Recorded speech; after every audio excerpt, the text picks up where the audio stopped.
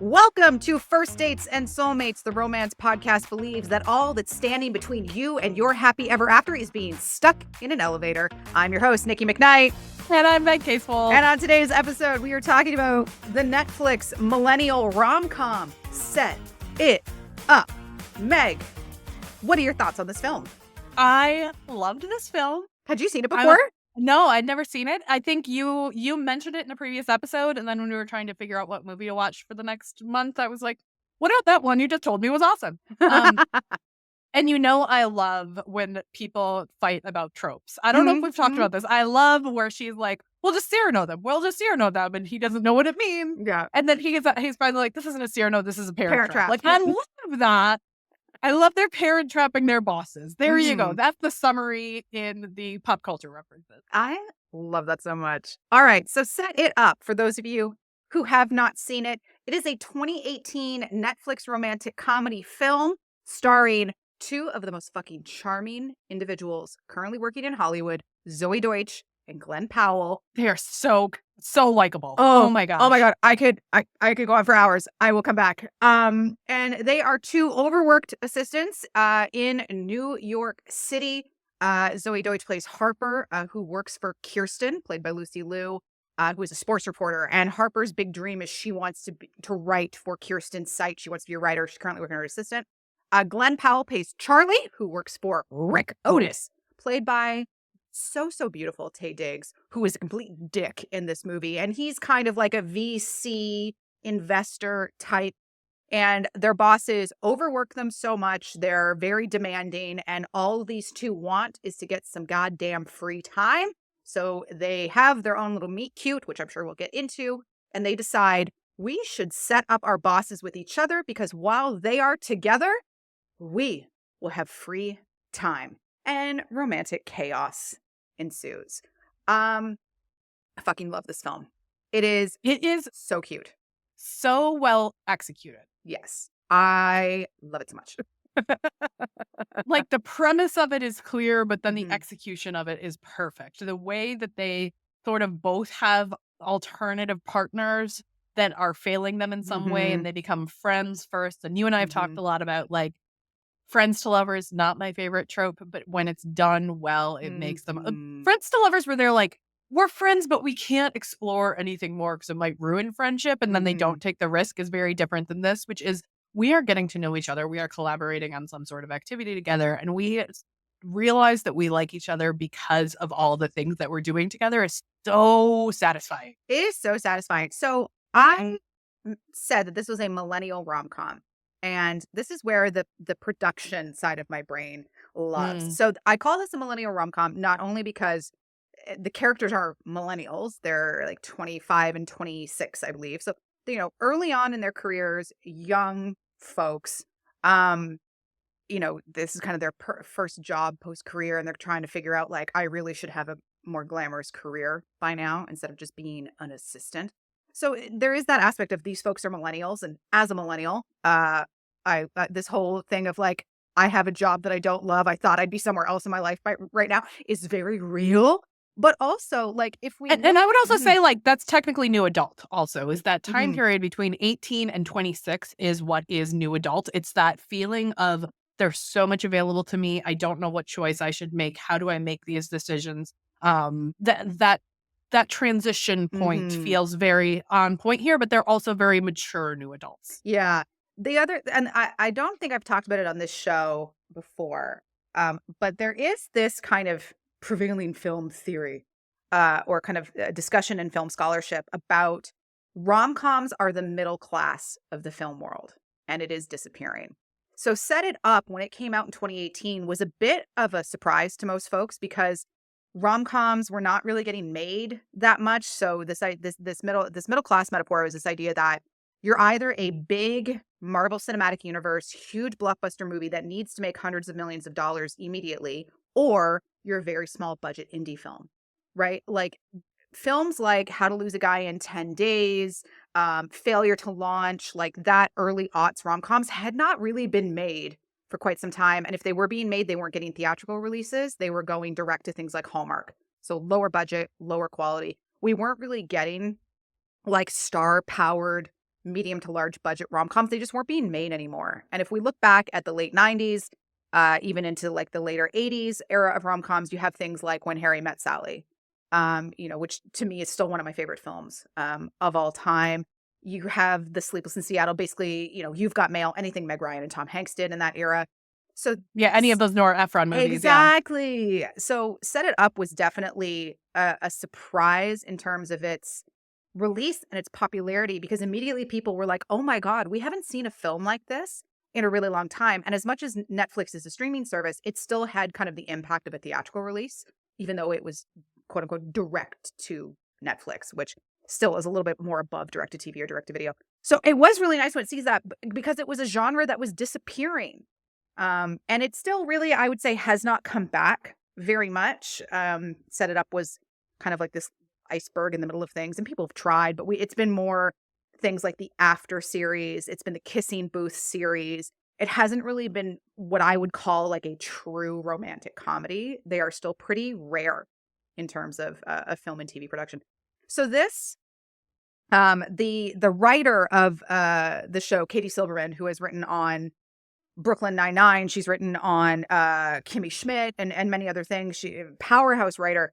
She kind of describes this as a love letter to romantic comedies, a film or a story that kind of acknowledges things like tropes. So it is a little bit fourth wall breaky in that way, but is also really updating them for a millennial audience. What would life be like? What would a romantic storyline be like for people in their 20s, in the mid 10s and early 20s?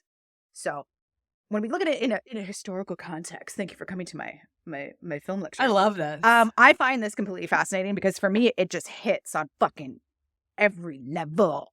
So it good. does. And I feel like it feels right for the genre of people who love romance. Mhm. In a way that like the big theatrical releases, the only one I can even think of is the new Bridget Jones movie coming out, which is just like the same way that Marvel is like, let's take these franchises that work and keep recycling them, versus Mhm. let's try something new with new faces. Like you still get Tay Diggs, you still get Lucy Liu, you still have some of those I would say elder statesmen of Mhm. the genre, but Mhm. because I mean Tay Diggs, in we were talking about Stella Got Your Groove Back, like that was Mhm. one of his first movies, which Yep. is romantic comedy from like 20 something years ago, and now Mhm. he gets to be the boss. Mhm. Lucy Liu has so many credits to her name that it adds some gravitas to Yes, this, for sure. for having them be the sort of archetype of the workaholic characters. Mhm. Mhm. So, speaking of archetypes, I really want to talk about our two main characters, Harper and Charlie. Zoe Deutsch and Glenn Powell. So Zoe Deutsch, what a fucking hero. She's incredible. I love Zoe Deutsch so much. I am shocked she's not a bigger star than she is, but I feel like she just needs her vehicle. Like Vampire Academy, good. She was in what's that? Zac Efron, Robert De Niro, Bad Grandpa, Dirty Grandpa. She was in that. She's in this. She's got some fantastic film credits to her name. She's just so goddamn likable. I love her. But it's harder for people to have breakout roles in the age without a monoculture. Mm. You know, True. for example, when we had the Meg Ryan movies and Tom Hanks movies, everyone was seeing those. Or, Renee Zellweger, I knew her from Empire Records, but she wasn't a household name until Bridget Jones. That was the Mhm. breakout role. And now, if you don't have the box office releases, and even if you do have a box office release, people aren't going to the movies the way they Mhm. used to. Even Mhm. like Wicked came out to the movie theaters, but it also came out to streaming at the same time. Because I know people aren't going to go to the movies the way they used to. So Mhm. how do you become a household name? I think it has to be a Mhm. series is where most people are now coming out, Yeah. But not standalone movies anymore. yeah, I think what Zoe Deutsch is able to do with the character of Harper is you get why Harper has gotten herself into this situation, and how she is staying there. So Harper wants to be a writer. She's passionate about sports and passionate about sports writing. So working for Kirsten, Lucy Liu's character, who is a sports reporter who has a very popular website, is a very unique point of view. She's like, Kirsten is my hero, but I'm so busy being her assistant that I don't have the time and energy to write, is the excuse that she gives herself. And eventually her friends do call her out on that. Like, how much are you just not wanting to try and fail that you're keeping yourself busy by being an assistant? So her kind of growth is, how do I like let myself be a writer and just write? She has a fantastic scene with her best friend Becca after a bunch of shit goes down, and she's like, I just can't write it. And I love her best friend. Becca's like, yeah, because you haven't finished the damn thing. You need to let it be a really shitty first draft so you can fix it. And she's like, okay, I'm going to write it. I'm going to write a really shitty first draft. She goes, hey, I'm so excited. I can't wait to read it. Like, it's just, I love her best friend. But like, you get why Harper is in this situation, but also you get why she's proposing to Charlie this device of, we should really set up our bosses. Mm-hmm. We should really, because it gets us time. And Charlie has an interesting reason for taking it too, which is that he has this girlfriend that he never gets a chance to see. Charlie's an interesting character because just like Harper, he wants more for himself, but he's not interested in, I'll say, the art of it. He's after the money. He is very much bought into this like sunk cost fallacy. His thing is, I want to be an analyst because of the money. I want to get promoted because a recommendation letter from Rick is worth gold. I don't actually care about this industry. I just want the money. His girlfriend Suze is a model. He's very much after the trappings. He wants success. the prestige. He's very much. Yeah, he wants to be seen as a success more than he wants the success. He wants to be able to show off his wealth. Even more so, I think even more so than wanting to be wealthy, he wants to be able to show off what he's achieved. Ooh, I think that's a good distinction. Because he says to Harper after they meet, like, I can't quit. I have too much time put into this. I cannot start over at 26. And by the end of the movie, he has quit because he's like, yeah, Rick's an asshole. And he's like, and I'm a temp at 26, but I like it because I'm getting to see a lot of different jobs, and hopefully I can find something that I'm as passionate about as Harper is about her writing. So I love the growth they undergo separately. I really liked that too, is that they both were able to reassess their values and go after what it is that they want, or release what it is that they don't want. That moment where Charlie and Suze, with Rick leaves and he's like, okay, Charlie, you're promoted. You're a junior analyst now. And he goes to take his girlfriend out for wherever Kim and Kanye had a birthday party, right? Like the name dropping is important. And then he sits down and he gets the steak in front of him and he's like, this isn't the pizza that I ate with Harper. Like, I would rather have pizza, a $5 pizza that we throw up a fire escape and sit on the floor and eat the pizza than this like $100 steak that is meant to be seen, but not meant to be enjoyed. Ooh, I think that is like a really good distinction. So the whole frame of this film is this: we're gonna Cyrano them, we're gonna parent trap them. Like, there is like a device, there is a manipulation behind the scenes. How do you feel about like things like bets, manipulation? This kind of reminds me a little bit about 10 Things I Hate About You, when Andrew Keegan's character pays Patrick Verona to like take out Kat so he can get with Bianca. Like, how do you feel about this device generally in romantic storylines? It's one of those things where in reality, I hate it.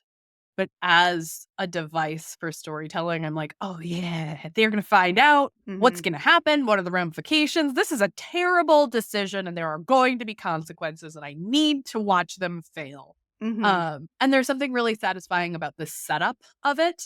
When you're a storyteller, you recognize that there are things that should not, especially like romance, like there are things that should not be done in real life, but they're acceptable here. Any sort of like alpha possessiveness, you're like, ew, I would hate if somebody said that to me in real life, but I sort of swoon when I read it on the page. Yep.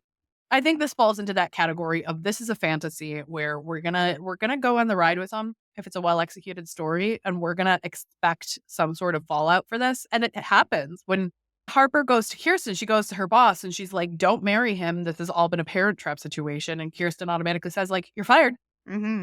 Because you just messed with my life and my heart and you overstepped. Like, good. That's what should have happened. So I think I'm okay with some of these structural devices as long as there's an appropriate fallout on the other side of it. Yeah. And I think the thing I really enjoyed about this, and this is what I think I've talked about this in a previous episode before, that I think storylines like this work when the world is kept deliberately small. Yeah.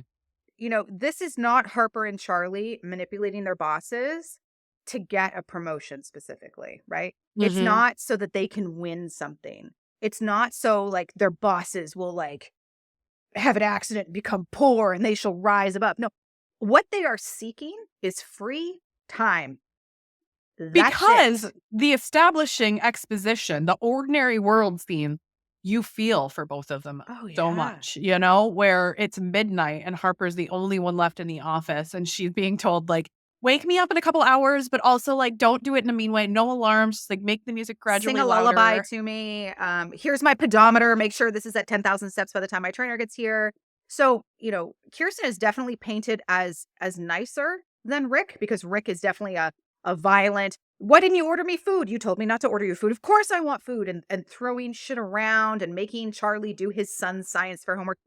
Like, Rick is definitely painted, maybe in my mind, a little bit too big of a villain, too clownish of a villain. Mhm. But they are both like tough, demanding bosses.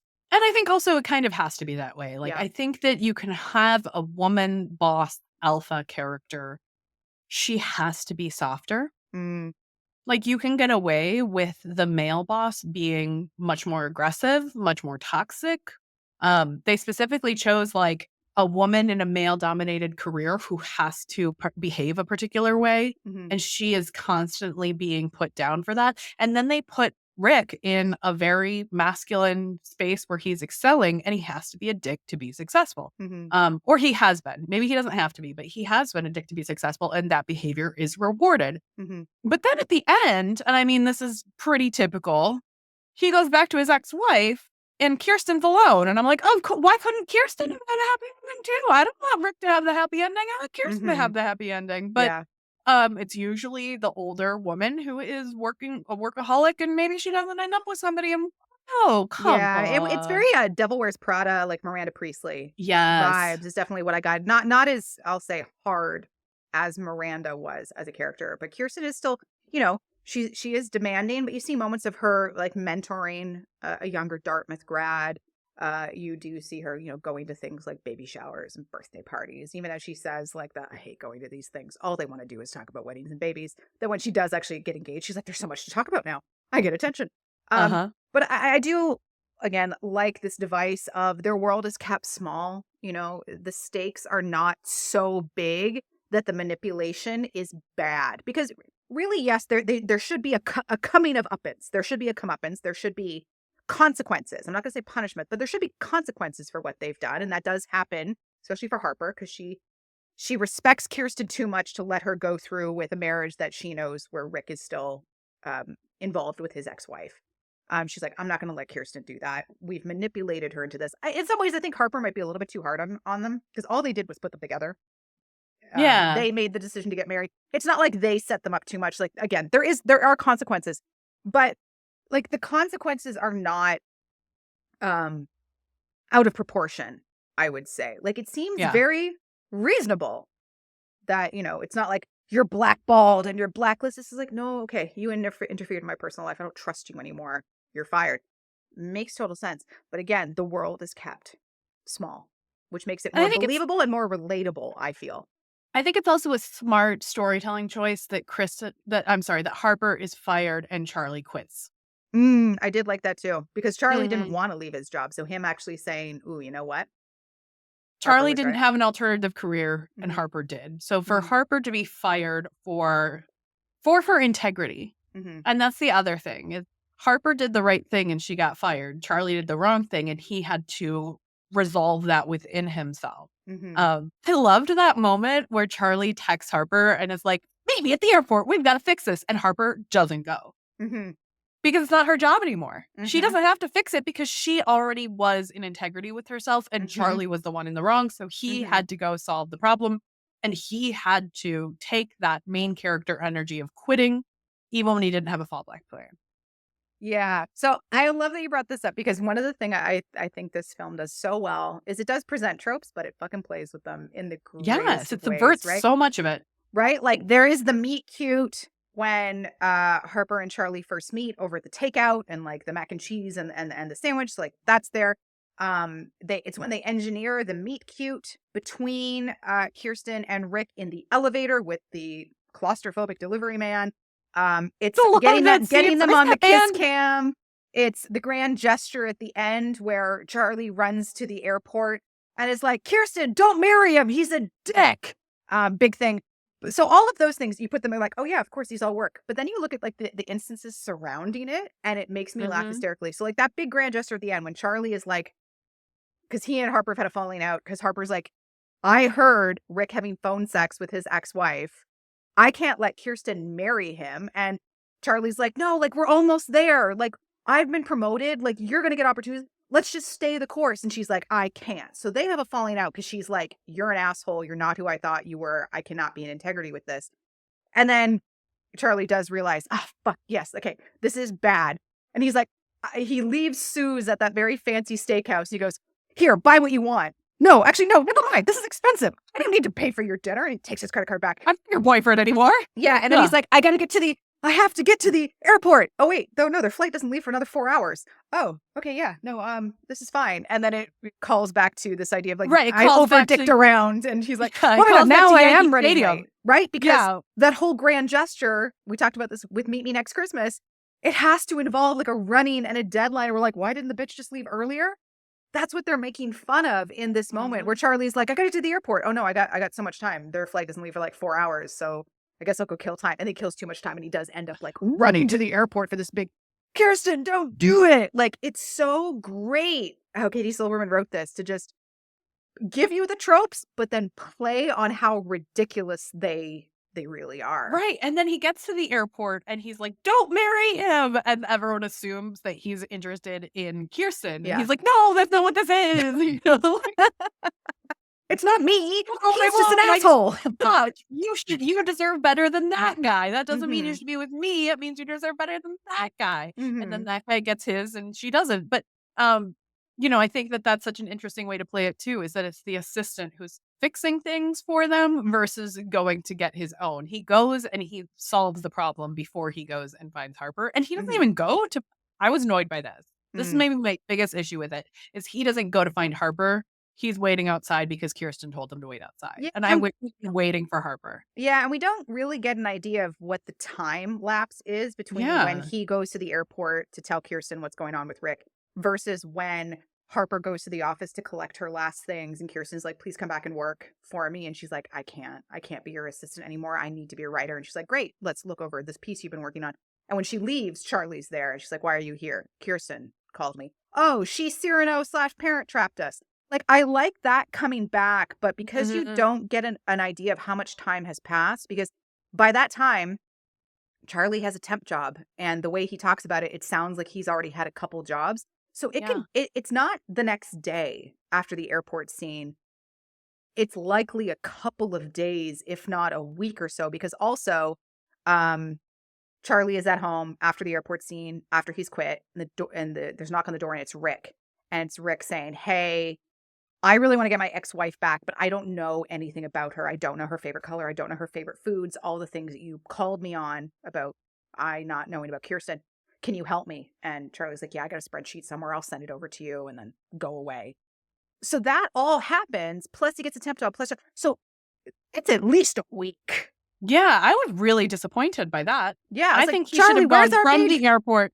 Yeah, you should have gone from the airport to Harper's house and been like, where were you? I texted you. I wanted you there with me when I broke some up. But I get that it made sense that you wanted that final scene to be they finally kiss and then you pan up, and you wouldn't have been able to do that if you hadn't waited to resolve all the other things in a line. I totally agree with that part of it.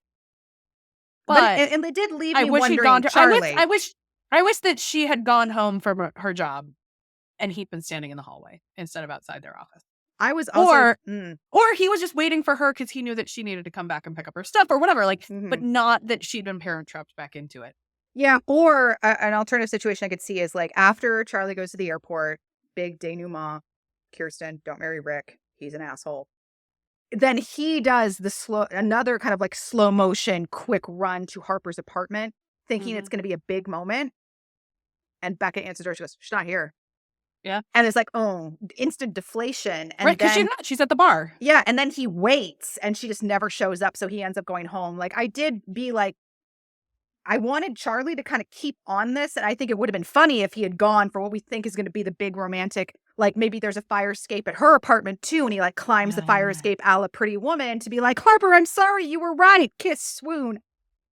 But she's not there, and his moment deflates. That would have been funny, and I think it I would have would've made liked me that. feel better that Charlie did recognize that he was wrong, and he owes Harper an apology. He owes her a conversation. But you're right, too much time passes. Like, so if he had at least done that, and then Lucy Liu's character like machinates them into this meet cute, that would have been satisfying. But you're right, Charlie, the fuck you. Charlie, that was very passive of you. You're a main character. You've got to take Mhm. initiative for those fight. Like his grand gesture was not about Harper at all, which was disappointing. Mhm. That's a great point. Not it being That's just about her. me, you know. I there was so much that I did love about this story, and it was so well executed. That was the only thing where I was like, I wish that he'd done more. Mm-hmm. Well, I want to talk about quirky best friends because you all Oh, know there's so many good best friends in this that. is one of my Yes. favorite things in romantic storylines, and we actually talked a lot about this in our episode with Alexa about football friends and how Alexa said she loves writing female friendships because it's so great to have a place where your main character can go and talk about the guy or talk about the thing. So Harper has Becca. Oh my God, I love Becca. Oh my God. Every time that she was like, her fiance is just the worst, and all the things that he's the nerdiest and she loves him so much I because of love it. that. I love that. So her speech at her engagement party, I was dying. Yeah, the like despite and like love because like or like because love despite conversation is beautiful, but also how like they're so goofy, she and her fiance together, but it totally works. I love them so much, and I love it when Becca does call out Harper, like just fucking write it. It's going to suck. Like get off your ass, let's go. Love that. Every writer needs to hear that because I have talked to so many like up and coming writers who are like, well, I got to chapter 3 and I ran out of ideas and I didn't know what to say anymore. And I'm like, then you write through it. You write a big TK ... XXX and you keep writing because it's not going to come out right the first time. This isn't, you know, an essay that you're writing in grade school where you write it all in one shot. Even then you have to revise, and then you have to revise and revise and revise. Like, get it out. So that was the pep talk I needed that day. But also, yeah, well, it's like what Kay Sterling said in our interview with her a couple episodes ago. Like, if you get stuck, have your characters fight or fornicate, then things will happen, right? So, like, I love Becca. Pete Davidson as Duncan, Charlie's roommate. oh, so cute. It was so random, but it was so funny. Like Pete Davidson just showing up clutch. Like, I love this. Just exactly. Just getting to be the friend character who can, and I think also like one of the things Alexa said in our episode is that the best friend character is the stand-in for the audience. Where, you know, Beck is able to say, no, of course you're not going to write your perfect story on the first draft to get it out. And Duncan's able to say, you know nothing about Suze. You don't care. She's really pretty, but you know nothing about her and you don't care about her. So why are you still dating her? You know, like you get those sort of Jiminy Cricket moments of like the best friends are so often the moral compass of the story. True. Yeah. They have a little bit of distance from whatever it is that the machinations are. They get a little bit of distance, especially in books, from the interiority of the characters. Where, you know, the character's saying, I'm not good enough. And the best friend's like, are you kidding? You're awesome. Yeah. Right. Like, and we as the readers are thinking that too. Like, get over yourself. Yeah. I hadn't clued into that. And I kind of forgot Alexa had made that description. Yeah. It's like the best friends say the things that we, the audience, would want to say. Like, just fucking do it. Like, stop your bitching and just go do the damn thing. So I love Duncan. You know, it's so funny. I really do like Pete Davidson as a comedian. So this was just such a weird. Yeah, let's just make him gay. And he hooks up with a lot of guys. But the thing that made me laugh. Oh no, he's listening to Third Eye Blind. We gotta get out of here. Yeah, that's his sex song. That's his sex song. We gotta get. We gotta like get the him out of worst sex song. Especially because the songs are about weird things.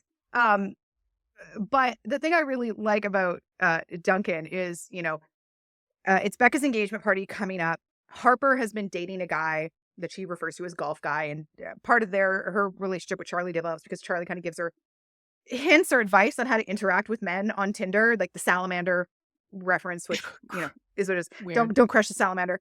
But he Cyrano's her, right? Yes. Like he helps her get the guy that she wants to be with, and then he's the wrong guy. Yeah, so, you know, she's trying to get Golf Guy to come with her to Becca's engagement party, but she slept with him and hasn't heard back from him. So she's kind of, and Charlie's like, I have a day off. Like, this is the weekend that they machinated Kirsten and Rick to go to Nantucket or some shit for a romantic weekend so that that Harper could go to Becca's engagement party. So she sees Charlie and Charlie's like, yeah, I'm going to like this really cool party with Suze that I'm finally around for. And she meets Duncan, like Harper meets Duncan, and they're like, oh, we becoming best friends? I think we're becoming best friends. And Charlie is like, no, none of this. You guys are not friends. They're like, no, I totally think we're best friends now. So they all go to the party together. Like, I love that when you have a romantic relationship and they, both characters in the story have amazing best friends. And then their friend groups meld really well together. So they're like, oh, yeah, no, we're becoming best friends. They're like, no. You can't get along better together than we get along together. Like, I'm not cool with this. I play had beer pong together. Like, I just love this whole setup. I had a friend very similar when I was in my 20s where we went out drinking. It was like my friend Janine's then boyfriend, now husband.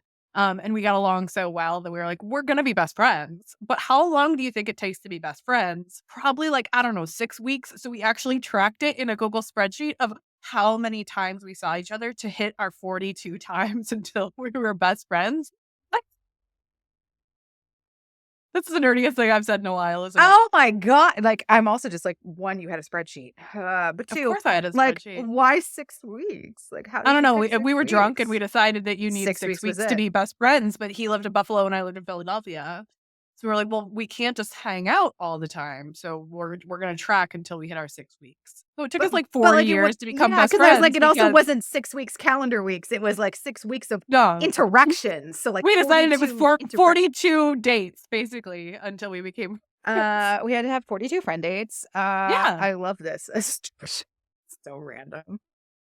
I mean, sometimes you have these conversations with people when you're like, you meet them and you're like, you're as weird as I am. So good. I like Let's see where this conversation, like we called it our FBF tracker. I could probably go find it because it's future best friends, like, oh my God. I was in their wedding and I was like, this has got to count double. Yeah. I feel like that could probably count as a couple. It's a high impact day.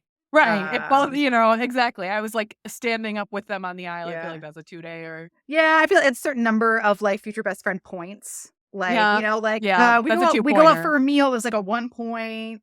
Like, I take care of you when you're ill. That's at least 2 points. I stand up for you at your wedding. Like, that's a 4 point. That's a 4-pointer. That's a 4-pointer.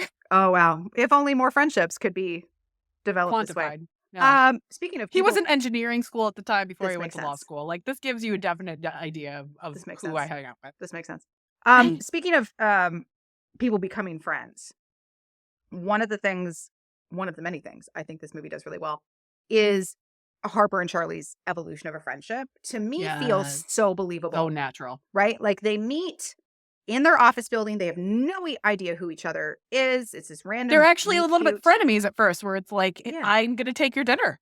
Yeah. I'm like, I don't have money to pay for this dinner. You have cash. I'll barter with you for this hamburger and pickle. But they don't know each other at all. Harper is pissed that she can't get this food for her boss. Charlie's like, I will not give you money. I get the pickle. Also, you owe me interest on all these things. And also, what kind of sandwich in New York City is only $15? I'm sorry. That would be so much more money than that. It should have been delivery. It should have been double. Like, each of those meals should have been $30 plus a little recharge. Yes. It was very expensive. But, and then they kind of get into a little bit of competition, like, well, I'm always here later. Oh, no, I'm always the last to leave. Well, I have a cot. Well, this one has a Tempur-Pedic cot. So it's not much that they're enemies. It's like, I don't know you. But, like, I want, especially in Charlie's case that you brought up, he wants to feel important. He's like, no, I'm always here. It's like when you try to, like, out-trauma your friends.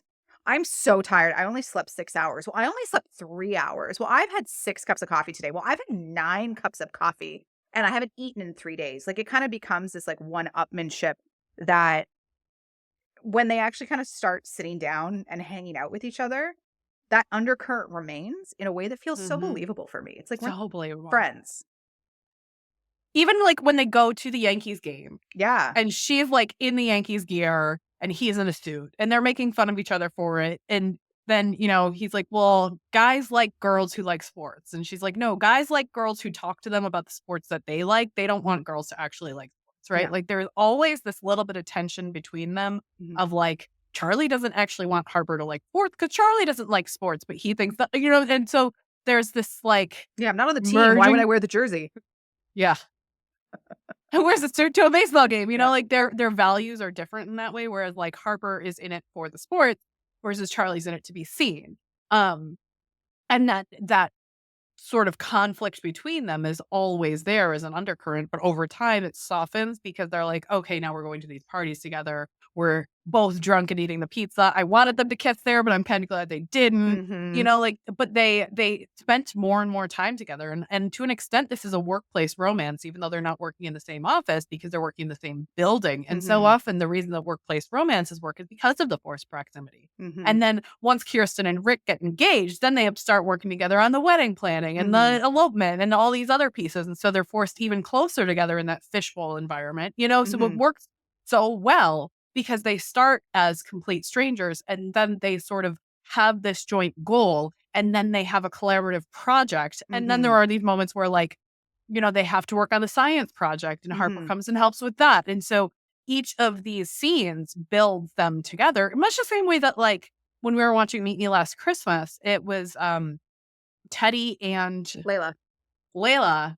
They had this project that they were trying to Mm-hmm. complete. We need And to get then the there were tickets. these side quests, you know, where Mm-hmm. it's like, oh, we have to go get the purse and we have to go meet with these people. And each of those things brought them that little bit closer together, gave them a little bit more that they know about each other. So that by the end of it, it's obvious that they're meant to be together, but it was never, oh, I need to go find a boyfriend. It was, I need to go find the tickets so I can get with that guy. In the same way, it's, Mm. I don't want a boyfriend. I want a job.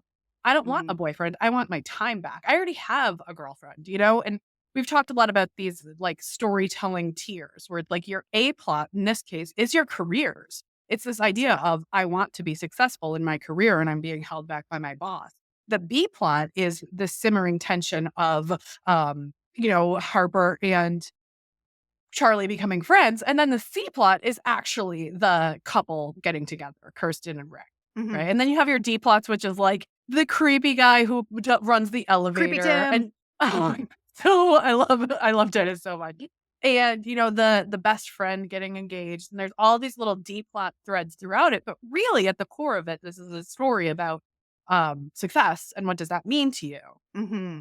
And what are you willing to sacrifice in order to find the time that you actually want so that way you can have a fulfilling relationship?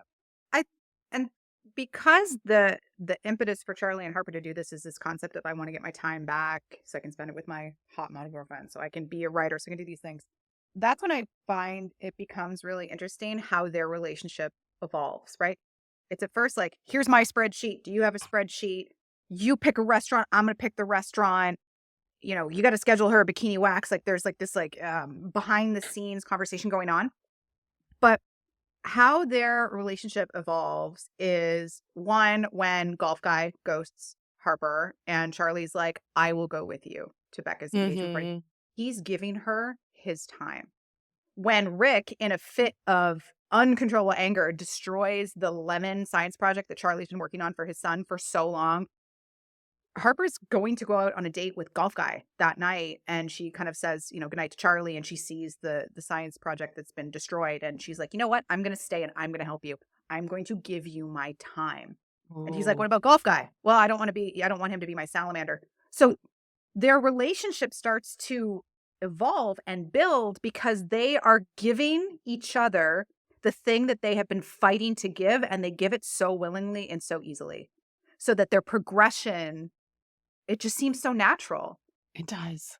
So fucking great. This is why I love And it when friends get together in this nice way.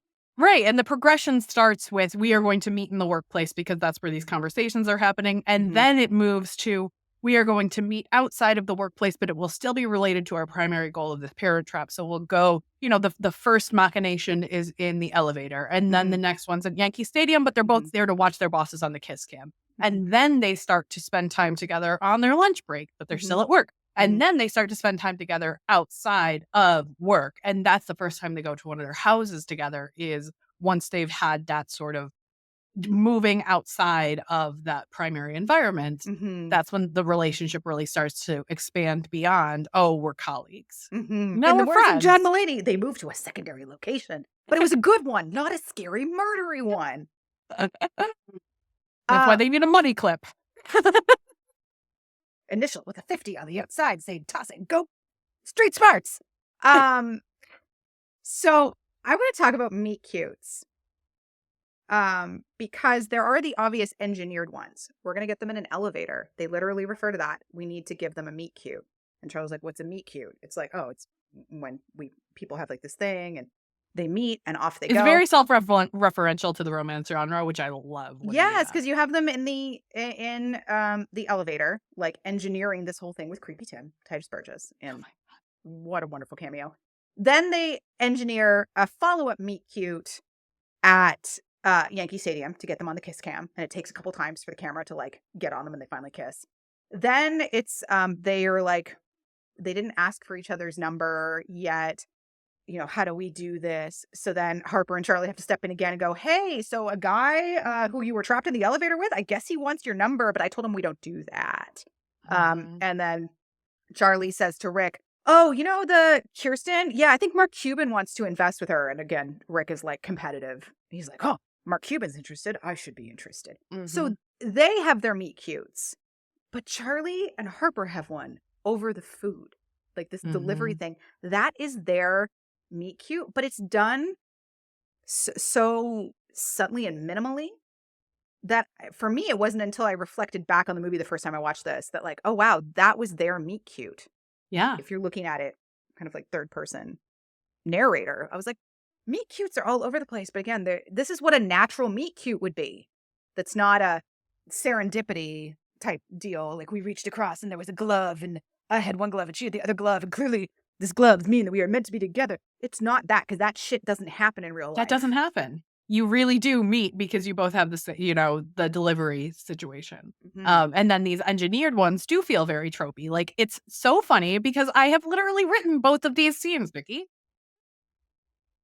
Really? Like elevator and kiss cam? Yes. Oh my God. You haven't read any of them, but okay. So Victoria and Cruz, because they live in the same building, because I wanted them to be in this forced proximity, I had to set it up. So the first time that she gets in the elevator, she notices that it's making noises. And then we finally meet Cruz and he's like, I got to call the elevator tech. It keeps getting stuck, right? Like, so you have to like set it up. And then they get trapped in the elevator. And then later on, like, they're like, we got to take the stairs. We can't risk this again. It's going to take too long. But that's when they play truth or dare in the elevator. They do a self-defense lesson in the elevator because it's such a like meaty, as a writer, as a reader, you're literally trapped in a small space together. Like there's no better forced proximity than an elevator when one person is pissed to be there and yelling at the like repair person and the other one's trying to calm them down. And one of them has to be claustrophobic. Like it's a rule, but they played with it in this one where the delivery man was the claustrophobic one. Yeah. It wasn't one of the characters coaching each other through. And then the kiss cam, I have Nick and Kate on a kiss cam. At Dodger Stadium. So when they finally get back together, but Nick thinks that Kate's still engaged to Paul, but they're a second chance romance and they were on a kiss cam before Nick got famous. Like it's a whole thing. And then I saw it this time and I'm like, oh my God, it's a kiss cam moment. Yeah. If all you want to read these stories, keep an eye out for Bailey Seaborn's upcoming releases. Alt Work No Play. Cover reveal just happened. It's coming out in May. It's coming out May 15th, 2025, 5/15/25. I liked the numbers when I saw them. So that's how I make. I pulled a tarot card and I was like, should I do the 15th or the 22nd? And it was the Page of Cups. And I was like, okay, we're moving forward with the earlier date. Like, this is how I make strong decisions about my writing. We love it. I have said before that workplace romances are not typically my jam, especially when it's like boss assistant, boss secretary. And this really worked for me, one, because they're in different companies. They're in different both companies for Harper and levels. Charlie and for Kirsten and Rick. Like these are both workplace romances. But they're in different companies. They're at different levels. So this for me like worked because as you mentioned, it's the forced proximity of it that makes this work. And the thing that kind of makes me laugh is they're on different floors. So like they have different experiences. They've never met and they've probably, Charlie and Harper, been working in this building for ostensibly a couple years at this point and have just never met each other. Which is reasonable, unless maybe they've been in the same elevator and don't pay attention to each other because they're both sort of in their thoughts, you know? And I think it really does work because there's not a power dynamic between any of the couples. These are the CEOs of the companies or the senior VPs or whatever they are, and it's their assistants. There's two different tiers of relationships going on here, and each of them is evenly matched to each other. Yeah, and there's no potential for like HR violations here because They're different businesses. Authors, take note. This is what a workplace romance should be. It should be the same building. It should be different companies because we don't want to have a dear HR moment because that ruins it for me. Mm-hmm.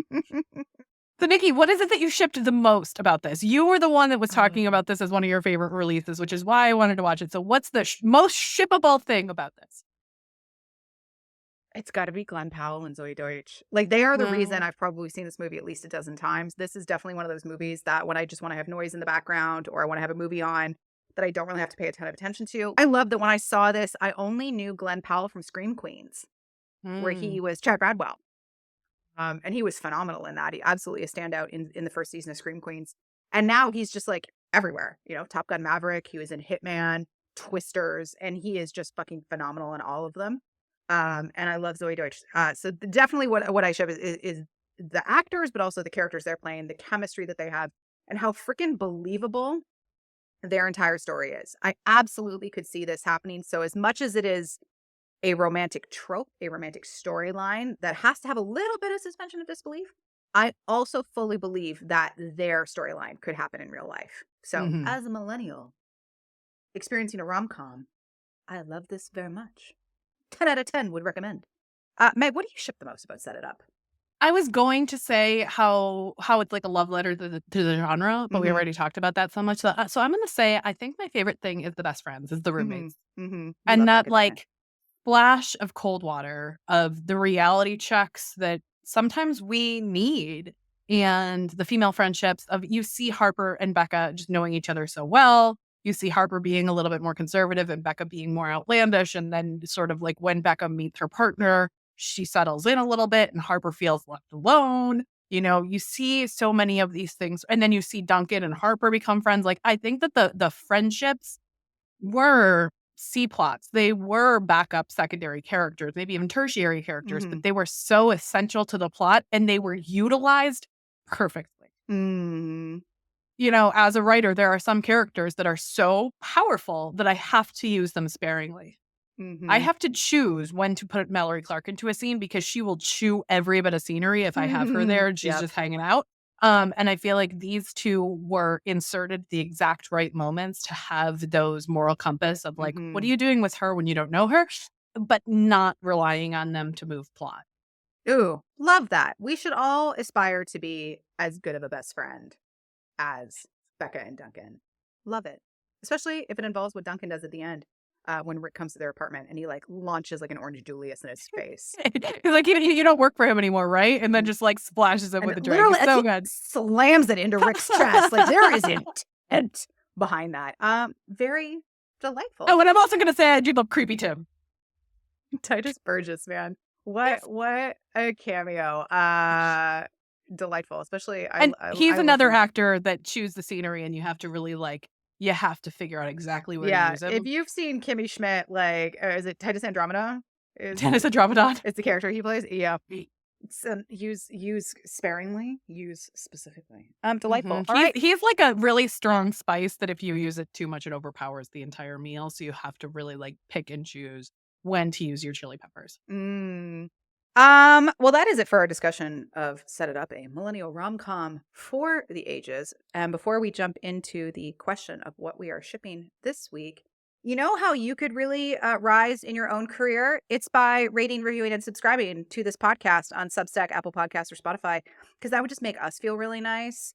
And it you know, it's not duplicitous. It's not mean to help us rise. You're helping us rise and become a better podcast by doing those things, and there shall be no consequences for you. If you really love the podcast and you want to continue to support us and get this kind of content, again, you can become a paid subscriber for $70 a month. $7 a month. We rich. $7 a month or $70 a year. We have a handful of those. We just had somebody new sign up this week, so thank you to Rachel. We appreciate you. Rachel and I met we didn't meet. We bumped into each other at the pool, and she was like, "Oh my God, have you read that cowboy romance yet? Heartless." And I was like, "We have an episode." And then the next day she came and became one of our paid subscribers. So if you want to love on us, if you want to continue to get content like this, if you want to suggest what we make, we listen to our paid subscribers for sure. We'll listen to everyone, but please consider supporting the show in that way, because our time, and our time is valuable, just like Harper and Charlie. We're trying to get Bring more it back back. And if we around. have, more people, even at $7 a month, it really does make a difference for helping us invest the time in the podcast. So that way we can create something that you love listening to. There's Meg's marketing soapbox. Bring it down. Love that. Meg, what are you shipping this week? Okay, so I have a new author that I just discovered and I adore. The author's name is Olivia Lynd. And I discovered Olivia because I was looking at my own Amazon listing and it was like, people who read your book also read this one. And I was like, why are my people reading hockey romance? Where is the overlap? What's the correlation here? And then I looked at the rest of the listing of what are other people reading, and they were all very obvious transgender romance. A girl like her, a girl like no other, and like a little bit like feminization romance Ooh, or a don't love little bit that. of trauma porn transgender a little bit, which like I've read it because I wanted to know what was happening in the genre. And it always makes me feel a little squicky. But Olivia Lynd writes only transgender heroines. And I read this in her bio. It's that forward facing, but it's not the whole plot. So I read both of the books in her. So she's a fairly new author. She just started publishing in 2024. I read both of the books in her series. It's the SLC Sting series, which is the Salt Lake City hockey team. Which, if you're going to set up a transgender character and put them in the home of the Mormons, you're going to have some conflict, right? Especially people who have grown up in that city who left. So the primary character of the protagonist of book one is Lily. She grew up in Salt Lake City. She transitioned. She moved to Denver because she was like, I don't want to be in this super religious conservative space. And then when her dad died, she inherited the house.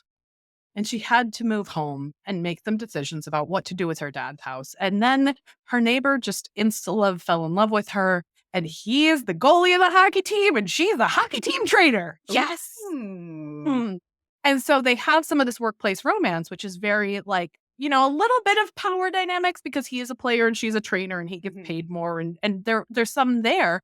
But she volunteers at like a homeless shelter for LGBTQ kids. Because she has so much food left over from her dad's funeral that she can't eat alone, that she takes it to the homeless shelter and she meets a kid and she ends up like adopting one of the transgender teens by the end of book two. It's just like this really beautiful story of a woman who has a career, who has a life, who has goals, and also who happens to be transgender, but it's not the entire plot. No. Because that can become the forefront of it and we lose the nuance of the character. And this did such a good job of telling the story of two people falling in love because they fall in love. And then the second book in the series, that was Home Ice, which I think is a great title for a book about moving home and working for a hockey team. And then, by the way, quick spoiler, although I've thrown in a couple. Once their relationship is discovered, she goes and she gets a job as a trainer for the baseball team. So it continues to not be a conflict of interest. Done. I right? like it. It's not a Dear HR moment. Thank you. Right. It's like, what can I do to make sure that this is still above board? They make some very strong, mature decisions. And then book two is Fake the Shot. It is another one of the, I don't know, hockey player. Someone else from the team. And it is Lily's best friend who moves down from Denver to be with her. And she's a veterinary tech. Or no, she's a veterinarian. And so you get some of these really great stories about, her saving puppies and kittens. And it's like, and then she loses one of her animals. Like she does everything for this dog and they pass away anyway. And she's devastated. And her partner, Caden, like picks her up and carries her, and just like takes care of her when she's feeling really down. And again, these are heroines who are fully fleshed out human beings who are just so beautiful and their relationships are so devoted that it feels really good to be in a category with this book. Ooh, I like that. We're going to add that to the show notes. Absolutely. And Nikki, what are you shipping this week? So a couple of weeks ago, we had brought up Olivia Dade. as an author. And We're doing double Olivia ships. Olivia Lynd and Olivia I just realized Dade. that. So I went and I read like At First Bite, which is one of the books that had shown up in my list when I was researching for another episode. So I read that. But the one that I want to ship is one that we talked about called Spoiler Alert. Ooh, I knew you'd love the fanfic episode. That's exactly why I love it. So you have essentially, you have one character. She writes fanfic for this Game of Thrones-esque historical show. She's a cosplayer, but she's kind of anonymous. And she decides, like, fuck it. So she posts a photo of herself in a cosplay outfit that she worked on, like on Twitter, essentially. And because she is a fat woman, immediately people are assholes. And they tag the actor who plays the love interest to the character she's cosplaying at and is like, haha, I bet you think this is disgusting. And he's like, I think you're beautiful. Would you like to go on a date? And at first it's like, oh, is this just a publicity stunt or what? Because this actor he kind of plays a bit of a meathead idiot out in public because it turns out he is dyslexic and he's doesn't really want to be like out there and having to sound smart. Turns out he also writes fanfic and they know each other. They beta each other's work. They're both really active on the forum for this show. So they do go out on a date and they start hanging out and they start dating. They don't realize that they are both the writer for this until, things happen and they eventually find out. I love it. I'm such a fan of fandom in general. I used to cosplay. I used to go to these cons. I used to write fanfic. I'm actually an award-winning fanfic author. I won Best Comedy at Anime North 20 years ago. Still counts. Still counts. I'm claiming it. It's mine. I still wish I had that writing, actually, because this is predating the cloud when I wrote this. So I kind of wish I still had that, like, on a hard drive somewhere. I'm pretty sure I don't. But wouldn't that be funny if I could find that fic again? Like, I was really quite proud of it. But I love it. It's fan culture. But I also love how the book just keeps taking pot shots at Game of Thrones throughout the entire thing. Because it involves, like, lots of gods and, there's Cupid and there's Ares, whatever. But they keep talking about the showrunners as like completely ignoring the source material, completely changing a character because, we're filming this last season and the author doesn't have this book out yet. And they've totally fucked over the storyline. And the actor can't come out because he doesn't want it found out that he writes fanfic for this because that could be in violation of the NDA and like the disparagement clauses around working on this production. Book 2, which I also did read, didn't love as much. Didn't like it as much. No, yeah, it's one of the co-stars on the show who also writes like really porny fanfic for the show, and he does come out publicly and is like, "Fuck this show, fuck the showrunners." So elements of the book I like, but not as much. But I definitely, if you like fandom, if you like the fanfic culture, if you like things like that, then I would highly recommend checking out Spoiler Alert by Olivia Lynd. It was very entertaining. Well, thank y'all so much for listening. Make sure to like and subscribe. We'll see you next week. Bye.